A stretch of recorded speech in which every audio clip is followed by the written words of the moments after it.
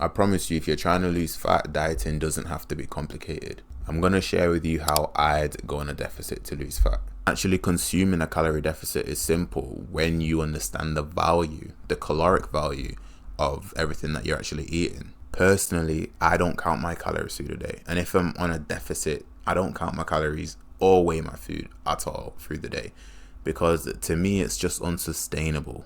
It causes more friction for me to be consistent and satisfied with my progress.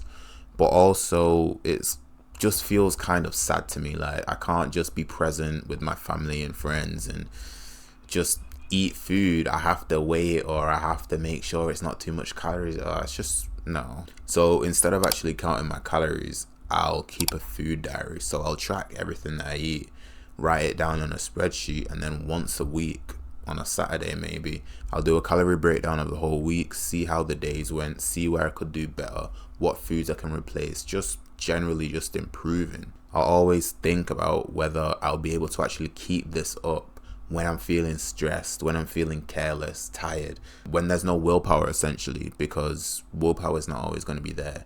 If the answer is no, I need willpower to do it, then it's probably not the path that's going to be the most sustainable. So yeah, anyways, there's 3 general ground rules that I'll tend to follow. Number 1, stick to more natural foods and less highly processed foods. In general, if it comes from the earth or an animal, like it's just in a natural state, then it's good. If it has to go through this big process and go through a factory and have all these different ingredients added to get on your plate, then it likely is going to be more calorie dense. And just a brute example, 200 grams of grilled or baked chicken breast is going to be about 350 calories or so. And then 200 grams of chicken nuggets is about 600 calories. So that's a 250 calorie difference just by picking a natural option rather than a highly processed option. The second rule is when I'm going to eat, I always ask myself if I'm hungry. Now, you actually may think this is a joke, but I'm being dead serious. When I studied myself, what I realized is that a lot of times I used to eat for reasons other than being hungry, right? Whether I'm bored or I'm stressed or there's just others here eating now, so it's more convenient for me to eat now. Yeah, so I'd recommend learning to tell yourself no if you're not hungry and try and figure out a different way to fulfill whatever reason you're giving yourself to eat.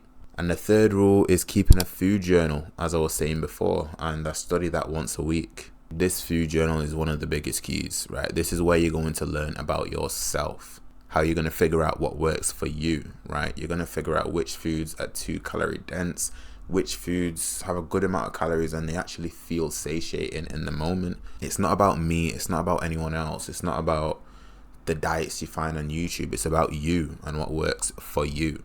And going a little bit deeper into the food journal, there's a couple things that I personally prefer to do. The first thing is generalizing.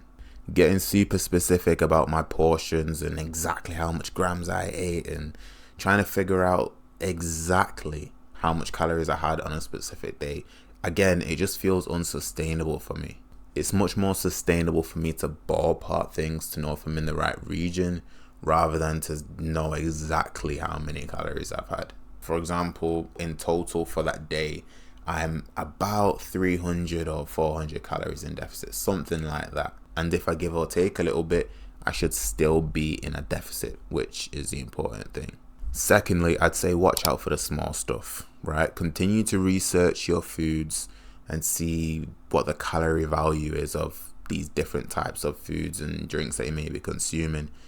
But pay attention to the small stuff like cooking oil, condiments like mayonnaise especially, and juice. Those, everything I just mentioned, kind of have high contents of calories, and you can consume a lot more of it without realizing. So you've consumed hundreds of calories and you've had no idea. It's just disappeared in your body. It's gone nowhere. You could have easily gotten through your day without having it.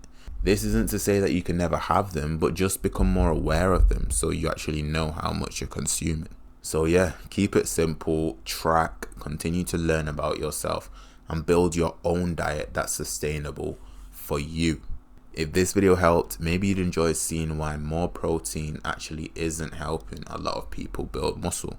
And YouTube thinks you'll enjoy the other video.